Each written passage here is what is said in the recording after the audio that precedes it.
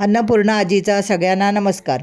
कोथिंबीर वडी खायला सगळ्यांनाच आवडते, पण बऱ्याच वेळा ती बेसन किंवा चणा डाळ वापरून बनवली असते, म्हणून काही जण कोथिंबीर वडी खाण्याची टाळतात। त्याचसाठी बेसन चणा डाळ न वापरता आजची खमंग कुरकुरीत कोथिंबीर वडीची रेसिपी खास तुमच्यासाठी। रेसिपी आवडल्यास नक्की एकदा ह्या पद्धतीने कोथिंबीर वडी बनवून बघा। कोथिंबीर वडी बनवण्यासाठी मी फ्रेश हिरवीगार कोथिंबीरीची अर्धी जुडी साफ करून स्वच्छ धुवून 5 मिनिटे चाळणीवर निथळत ठेवली आहे। त्यामुळे कोथिंबीरीतील जास्तीचे पाणी निघून जाईल। इथे मी एक मीडियम आकाराचा मका घेऊन त्याचे दाणे काढून घेतले आहेत। सध्या मक्याचा सीझन असल्याने बाजारात ताजे मके भरपूर प्रमाणात उपलब्ध आहेत। तर मिक्सरमध्ये एक मोठी वाटी भरून मक्याचे दाणे, 1 चमचा जिरे, 5 ते लसणाच्या पाकळ्या, 2 हिरव्या मिरच्या, अर्धा इंच आले अजिबात पाणी न घालता बारीक वाटून घेऊ।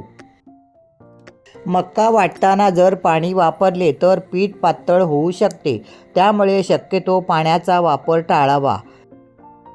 मी कोथिंबीर बारीक कापून घेतली आहे।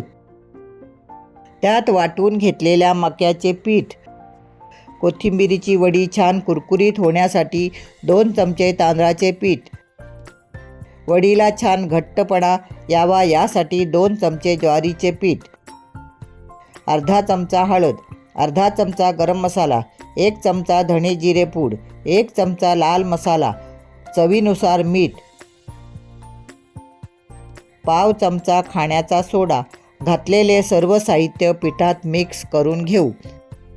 वाटून घेतलेल्या मक्याच्या पिठात पाण्याचे प्रमाण जास्त असते, त्यामुळे आधी सर्व साहित्य सुकेच मिक्स करून घेऊ।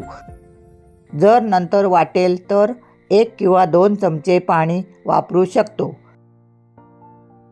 मला इथे मिक्स केलेले पीठ थोडे सैलसर वाटत आहे, तर मी त्यात अजून 1 चमचा ज्वारीचे पीठ आणि अर्धा चमचा तांदळाचे पीठ कालवून घेतले। मी पीठ मिक्स करताना अजिबात पाण्याचा वापर केला नाही। वडी वाफवून घेण्यासाठी एका प्लेटला तेल लावून घेऊ।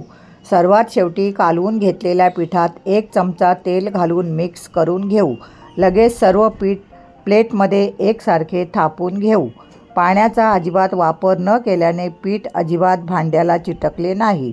वडी प्लेटमध्ये एकसारखी थापून घेऊ। वडीवर तीळ घालून घेऊ। मी वडीमध्ये तीळ घातले नव्हते।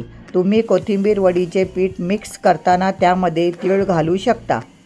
कोथिंबीर वडी वाफवून घेण्यासाठी एकीकडे पाणी गरम करायला ठेवले होते। थापून घेतलेल्या वडीची प्लेट पातेल्यात ठेवून कोथिंबीरीची वडी मीडियम गॅसवर 15 ते 20 मिनिटे वाफवून घेऊ। 15 मिनिटांनी वडी शिजली आहे का ते चेक करून घेऊ। सुरीला अजिबात पीठ चिटकले नाही, म्हणजे वडी छान वाफवून झाली आहे। वडी कट करण्यासाठी गार करून घेऊ, म्हणजे वडी छान कट होईल। वडी गार झाल्यावर लहान मोठ्या आकारावर कट करून घेऊ। तर बघा, मका घालून बनवलेली कोथिंबीर वडी तळण्यासाठी तयार आहे। तुम्ही ही वडी तव्यावर कमी तेलात फ्रायसुद्धा करून घेऊ शकता। तेल छान तापले आहे। गॅस मीडियम ठेवून एक वडी तेलात सोडून छान खमंग अशी तळून घेऊ। एका बाजूने वडी छान सोनेरी रंगावर तळून झाली की लगेच दुसऱ्या बाजूवर पलटून घेऊ। जास्त उलटपालट न करता वडी छान कुरकुरीत होईपर्यंत तळून घेऊ। मक्याची चव तर गोडच असते। मोठ्या गॅसवर वडी तळताना पटकन करपू शकते, त्यामुळे वडी तळताना गॅस जास्त मोठा ठेवू नये। तर बघा, इथे छान खमंग कुरकुरीत कोथिंबीरीची वडी तळून झाली आहे। आत्ता ह्याच पद्धतीने राहिलेल्या कोथिंबीरीच्या वड्या पण तळून घेऊया। गॅस मीडियम ठेवून एक वडी तेलात सोडून छान तळून घेऊ। मक्याची चव गोड असल्याने तयार होणारी कोथिंबीर वडी खाताना थोडी गोड लागते, त्यामुळे तुम्ही तिखटाचे प्रमाण तुमच्या आवडीनुसार कमी अधिक करू शकता। आपल्या अन्नपूर्णा आजी चॅनलवर कांदे घालून बनवलेल्या कुरकुरीत अळूच्या वडीचा व्हिडिओ पण अपलोड केलेला आहे, तो पण तुम्हाला बघायला नक्की आवडेल। तर मैत्रिणींनो, आजची पौष्टिक, पचायला हलकी, मका घालून बनवलेली कोथिंबीर वडीची रेसिपी आवडल्यास तुम्हीसुद्धा ह्या पद्धतीने कोथिंबीर वडी बनवून बघा। व्हिडिओ आवडल्यास व्हिडिओला लाईक, शेअर, कमेंट करा आणि तुमच्या सगळ्यांच्या आवडीच्या अन्नपूर्णा आजी चॅनलला नक्की सबस्क्राईब करा.